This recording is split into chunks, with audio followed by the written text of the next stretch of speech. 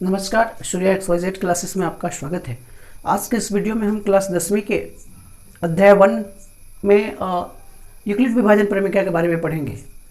तो आइए स्टार्ट करते हैं। यूक्लिड विभाजन प्रमेय जो है दो धनात्मक पूर्णांक a तथा b दिए रहने पर ऐसी अद्वितीय पूर्ण संख्याएं r और q विद्यमान है कि a बराबर b q प्लस r तथा 0 से बड़ा या बराबर होगा r और b से हमेशा r क्या होगा, छोटा होगा। ठीक है, इसको हम एग्जांपल से समझते हैं। जैसे हम 3 से डिवाइड करेंगे 16 में, तो 3 5 15, शेषफल कितना बचा 1। तो जो ये 16 है इसको हम क्या कहते हैं, भाज्य। ये 3 क्या है, भाजक। 5 क्या है, भागफल। और 1 क्या है, शेषफल। ठीक है, एक और डिवाइड करते हैं। जैसे या ऐसे करते हैं, 5 से करते हैं 10 में, तो 5 दूनी के 10, शेषफल कितना हो गया 0। एक और डिवाइड करते हैं, 5 से डिवाइड करते हैं 2 में। कहिएगा तो कैसे डिवाइड होगा, बिल्कुल होगा। 5 से 2 में हम डिवाइड करेंगे। देखिए के बार में जाएगा, इससे तो छोटा है, 0 बार में देंगे, है ना। 5 गुना 0 तो यहाँ कितना लिखेंगे 0। 2 में से 0 घटेगा तो कितना बचा 2। अब ध्यान से इस बात को समझिएगा कि जो a है ना, ये होता है भाज्य। ऐसे भाज्य बराबर भाजक गुना भागफल प्लस शेषफल। ठीक है, ये भी प्रूफ हो जाएगा, ऐसा नहीं है। देखिए भाज्य कितना है 2, भाजक कितना है 5, भागफल कितना है 0 और शेषफल कितना 2।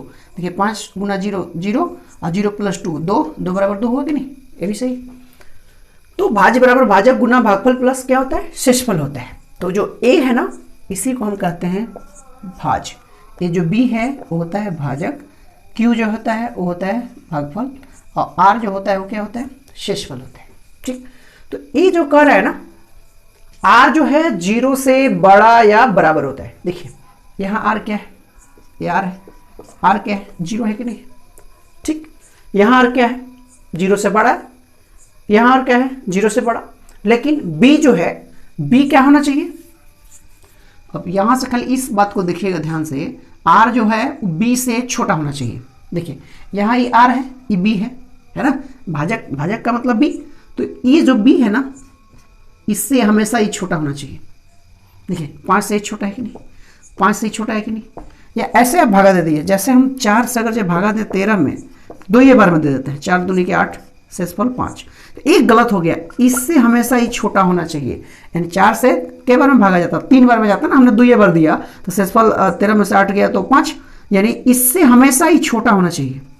ये b, ये r, ये क्या है b है और ये क्या है r है।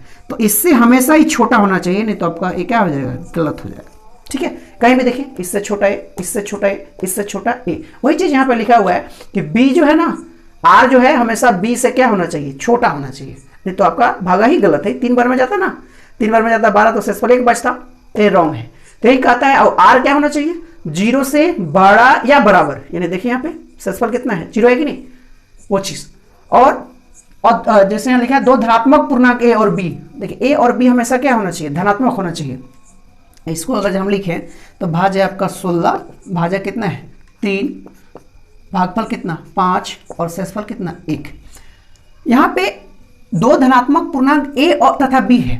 देखिए a कौन है 16, b क्या है 3, ये क्या है q है और ये क्या है r है। तो a और b हमेशा क्या होना चाहिए, धनात्मक होना चाहिए। कभी आप a नहीं देखे होंगे कि a और a माइनस में है, कभी ऐसा भागा नहीं होता है। आगे ऐसी अद्वितीय पूर्ण संख्या r और q है। और द्वितीय का मतलब ये दूसरा चीज नहीं हो सकता है। जैसे हम इसमें अगर इसी को लिख दें, इसको ऐसे लिख दें, यहाँ 16 लिख दें और यहाँ लिख दें 3 चौका 12, यहाँ लिख दें 4 12 और 4 16, तो गलत हो जाएगा।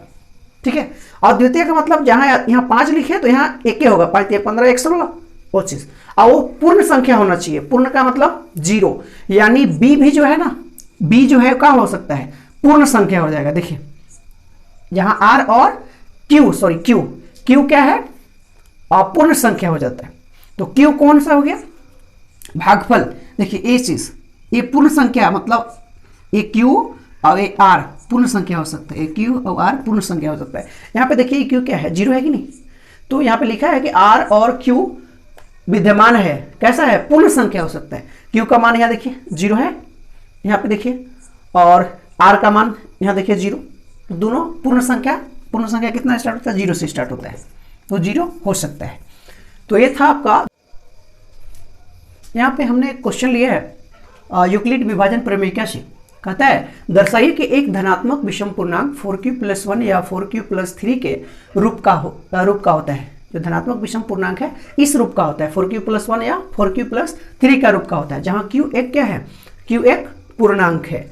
तो माना भाज्य a, भाज्य को हम a मान लिए, भाजक को b, भागफल को q, शेषफल को r। अभी हमने थ्योरी को देखा था, a बराबर bq+r, जहां 0 से बड़ा या बराबर होगा r और b से छोटा होगा r। ठीक है, तो यूक्लिड विभाजन प्रमेय से भाज्य बराबर क्या होता है, भाजक गुना भागफल प्लस शेषफल। तो ये क्वेश्चन को हमको दिखाना है कि 4q+1 और 4q+3 जो है वो एक धनात्मक विषम पूर्णांक के रूप का है, ये हमको दिखला देना है। बड़ी आसान क्वेश्चन है और इसका थ्योरी हमने देखा। इस क्वेश्चन को और अच्छे से पढ़ेंगे ताकि थ्योरी और अच्छे से समझ में आए। आइए समझते हैं।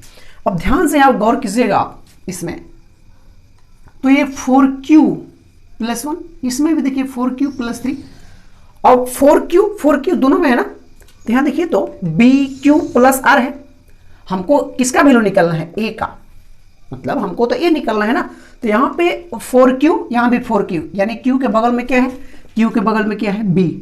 देखिए यहाँ q के बगल में तो 4 जो है वो क्या है, b है ना। तो भाज्य जो है a b गुना q+r। ठीक है, जहां जो b है ना, b कितना है, q के बगल में क्या है, b, यानी b बराबर क्या है, 4। एक क्वेश्चन देखते समझ जाना है आपको कि b का मान कितना हो गया, 4। अब यहाँ पे b का मान हम बैठाएंगे, ये है 0 से ये कितना हो गया, 4। तो जो r का मान होगा ना वो 4 से क्या होगा, छोटा। r का मान, इसका मान 4 से क्या होगा, छोटा, यानी r बराबर हो जाएगा 0, 1, 2 और 3। 4 से छोटा कर है r का मान, हम 4 से छोटा क्या बोलिए, 4 बोलेंगे। तो चारों को हम चेक करके देखेंगे कि धनात्मक विषम पूर्णांक कहाँ कहाँ आता है। ठीक है, और b का मान कितना हो गया, 4। चलिए, जब r बराबर 0 हो तो a का मान क्या होगा ना, इसको हम a1 ले लें, चारों मान रखना है तो a1 a2 a3 a4 लेंगे, a1 ले लेते हैं। b का मान कितना है, 4, ये हो गया 4q। r का मान कितना लेना है, 0, तो फाइनल हो गया कितना, 4q। अब 4q बताइए, फिर से एक बार समझ लीजिए, यहाँ जो क्वेश्चन का आता है यहाँ से हम पकड़ते हैं कि b क्या है, तो 4q, q के बगल में b था तो b ले लिए और यहाँ पे b बैठा दिए, इसमें यहाँ पे b। तो r का जो मान होगा 4 से छोटा कौन कौन होता है, 0, 1, 2, 3। ठीक है, अब हम चारों पे चेक करेंगे इसको कि कहाँ कहाँ हमारा ये धनात्मक विषम पूर्णांक आता है। तो 4q जो है क्या है, यह संख्या 2 से भाज्य है, 2 से भागा लगेगा ना, यह संख्या 2 से भाज्य है, अतः 4q एक सम धनात्मक पूर्णांक है। 4q क्या है, सम धनात्मक पूर्णांक है। अब हम r बराबर 1 पे चेक करेंगे, 0 पे हमने कर लिया। जब r बराबर 1 हो तो तब क्या मान होगा, इसको a1 इसी में सब बिठाएंगे ना, तो इसको a1 कहीं यहाँ a2 कहते हैं। a2 बराबर b का मान हो गया 4, q, r का मान आपको कितना रखने में। अब ये देखिए तो इसमें हम 4 से डिवाइड मतलब भाग देंगे तो कटेगा, पूरा नहीं कटेगा क्योंकि यहाँ 1 है। तो यह लिखेंगे कि यह संख्या 2 से भाज्य नहीं है, यह संख्या 2 से भाज्य नहीं है, अतः 4q+1 एक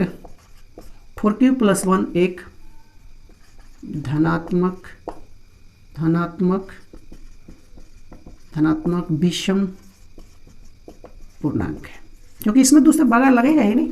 फिर जब r बराबर 2 हो तो ये 3 बराबर 4q प्लस r की जगह कितना रखना है, 2। अब देखिए इसमें 2 से भागा लगेगा, यदि हम 2 कॉमन कर दें तो हो जाएगा 2q+1, 2 से भागा लगेंगे तो कट जाएगा, यानी ये 2 से क्या है भाज्य है, तो ये पूरा हम नहीं लिख रहे हैं, लिख देंगे कि 2 से ये भाज्य है तो क्या है होगा कि 4q + 2 एक सम धनात्मक पूर्णांक है। ठीक है, फिर जब r बराबर कितना रखेंगे 3, तो इसका क्या वैल्यू होगा, a4 ले लेते हैं, तो हो जाएगा 4q + कितना 3। देखिए इसमें 4 से 2 से डिवाइड होगा ही नहीं, 2 से डिवाइड तो नहीं होगा, तो लिखेंगे यह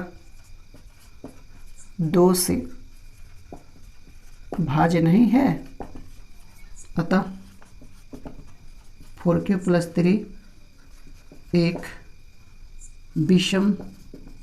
विषम धनात्मक पूर्णांक है। अब देखिए धनात्मक पूर्णांक कौन कौन आया, एगो ये और एगो ये दो क्या आ गया, विषम धनात्मक पूर्णांक। लिख देंगे अतः धनात्मक विषम पूर्णांक कौन कौन, 4q + 1 था, 4q + 3 है। ठीक है, ये इसका आंसर होगा। उम्मीद करते हैं कि आपको ये वीडियो अच्छी लगी हो। धन्यवाद।